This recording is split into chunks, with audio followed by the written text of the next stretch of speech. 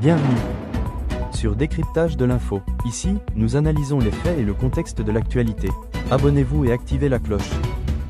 Union européenne, la montée en puissance de la défense européenne met à l'épreuve les règles sur les exportations d'armes. À la conférence sur la sécurité de Munich 2026, la défense européenne s'impose comme une priorité stratégique.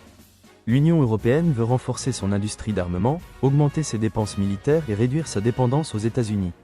Bruxelles encourage désormais les achats communs et une production plus rapide grâce à de nouveaux dispositifs comme l'EDIS et le programme Defense Readiness Omnibus, prévu pour 2025.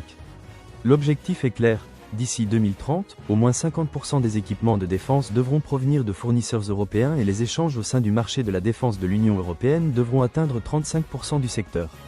Mais cette montée en puissance révèle aussi des failles importantes dans le système d'exportation d'armes. Les règles de l'Union européenne ne sont pas totalement harmonisées. Chaque État membre conserve le contrôle de ses licences d'exportation. Bien qu'une position commune fixe des critères liés aux droits humains et au risque de conflit, il n'existe pas d'autorité de l'Union européenne capable d'imposer des décisions contraignantes.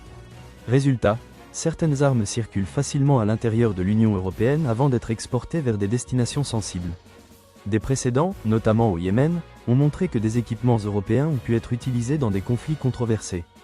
La guerre en Ukraine accentue encore cette pression. Pour soutenir Kiev et atteindre les objectifs de l'OTAN, les États membres de l'Union européenne ont accéléré la production et parfois assoupli l'interprétation des règles. Les ONG alertent sur un affaiblissement progressif des contrôles, tandis que les intérêts industriels et stratégiques prennent souvent le dessus sur les considérations liées aux droits humains.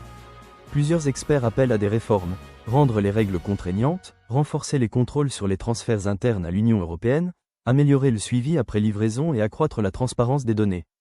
Droit, la question reste ouverte. L'Union européenne doit-elle prioriser son autonomie stratégique ou renforcer davantage la régulation des exportations d'armes ?